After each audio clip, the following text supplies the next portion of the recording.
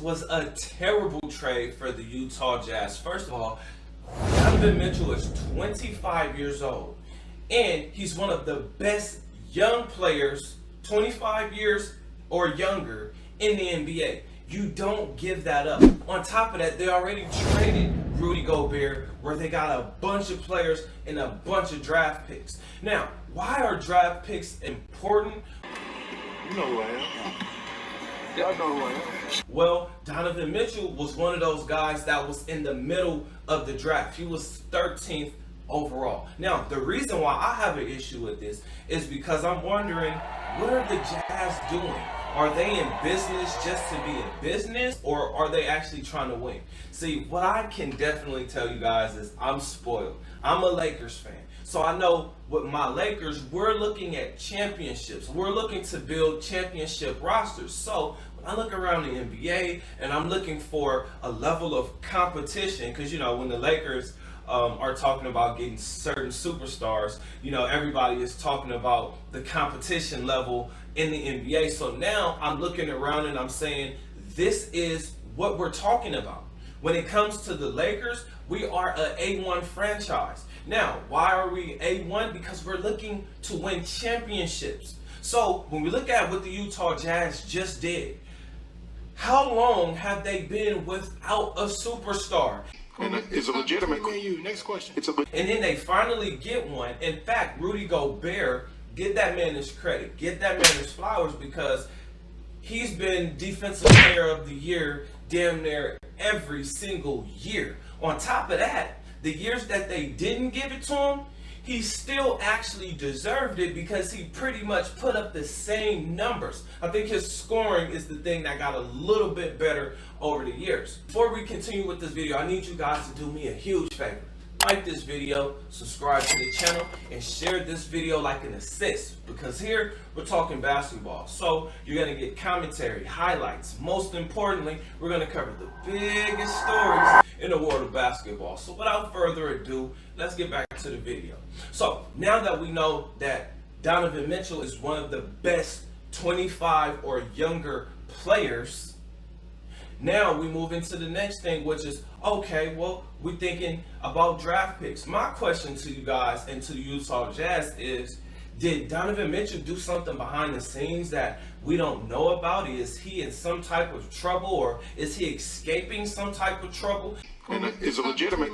Next question. Because I'm not understanding why they felt the need to trade Donovan Mitchell after they already got rid of Rudy Gobert. You usually need a guy to build around, and Donovan Mitchell was definitely the guy you could have built around. Clearly, the Cavaliers won this trade. They won this trade, but I don't like Donovan Mitchell going to the Cavaliers because I want to see him play in the big market. That's number one. Number two is small guards have not really done extremely well together. And when I say young guards, let's just think about it for a quick second. Now, we can go Dame and CJ. How many championships did they win? How did the Trailblazers feel after having those guys paired together for so long? More team stats, nothing more individual for me, because sometimes the stats you don't show exactly how you may have played the game. Okay, what about the Wizards with John Wall and Bradley Beal? Same thing. Both of those guys, amazing talents, but what did it get you? Then we can talk about what just happened with both of these teams. Utah Jazz, they had Mike Conley and Donovan Mitchell, 2 6-foot guards. Wasn't defense the issue? Okay, then what about what the Cavaliers were doing with Darius Garland, Colin Sexton, and Ricky Rubio? All 6-foot guards. Now, again, all of these guys are amazing players, but usually you get a little taller at the shooting guard position. On top of that, I'm wondering, who's going to be the number one option? Bro, what are you talking about, man? Is it going to be Darius Garland? Because Darius Garland was the guy who put up 22 points and 8 assists. You have a guy like Donovan Mitchell who was doing work in the Western Conference, making it to All-Star games, even though I don't think he played because he had some type of injury or something going on. Maybe that's the reason why the Jazz traded Donovan Mitchell. I'm still wondering what the hell they were thinking about. But when we're talking about the number one option, is it going to be Evan Mobley?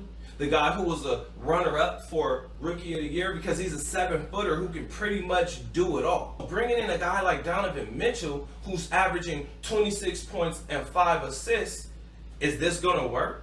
Because usually when you put this type of talent together, just like with my Lakers, when you put a lot of superstar talent together, or let's just say really good talent together, now you really have to focus on the defensive end of the ball, because whoever gets the shot on the offensive end gets that shot. But now it's going to depend on all the other areas of the game, meaning rebounds, fast breaks, opportunities. Right now, I think that this could possibly work, but that means somebody's going to have to sacrifice their offense. And I know there's like this saying where people are like, well, you can actually just stagger them. You know, you can have Darius Garland, you know, and then you can have Donovan Mitchell in. But then I'm asking, well, who's coming out first? Who's going to run the second unit? Is it going to be Donovan Mitchell, or is it going to be Darius Garland? This is just a weird trade to me. Again, mainly because I wanted to see a superstar like Donovan Mitchell be in a bigger market with more cameras on him, opposed to playing for the Cavaliers. But I'm sure he would probably look at the roster and say, this is going to be a better team. Just going back to Utah Jazz really, really quick. I know people are excited about the draft picks, but let's talk about draft picks really, really quick. The Orlando Magic, every time they get a top draft pick, they choose a damn point guard. Well, I'm out, man. That nigga's tripping. They have about 5 of them just on the Orlando Magic alone. Okay, well, what about the next team, the Kings? They've done the same damn thing, except none of the guards that they have drafted have came in and took De'Aaron Fox's spot. So what I'm saying is, there's a lot of draft picks that get wasted on guards because these teams don't know what they're doing. But maybe I don't know what I'm talking about. Maybe I'm just a guy on YouTube that's just talking basketball. I'm interested to know, how do you guys feel about this trade? Are you guys excited about Donovan Mitchell and Darius Garland? Because I'm wondering what they're going to do with the defense, right? From what I understand, Caris LeVert is an offensive player.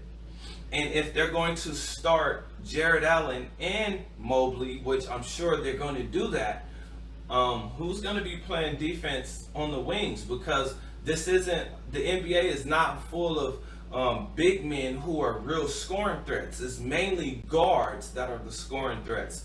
So now is Mobley going to be guarding wing players and guards? He can't guard a park car. Is Donovan Mitchell and Darius Garland really going to step it up on the defensive end? He can't guard a park car. Look, I'll say this. This is going to be a fun year, and I'm going to be looking forward to see how this plays out. I really hope that it does not end, or I hope that it's not the same type of situation that we've already seen with a John Wall and Bradley Beal, a CJ and Damian Lillard, Cuttino Mobley and Steve Francis, a Mike Conley and Donovan Mitchell, a Colin Sexton and the Darius Garland. I hope we don't, or we can stay with that franchise and say Kyrie Irving and Dion Waiters, 2 top draft picks that were also guards as well. So it's really going to be interesting to see what they do here.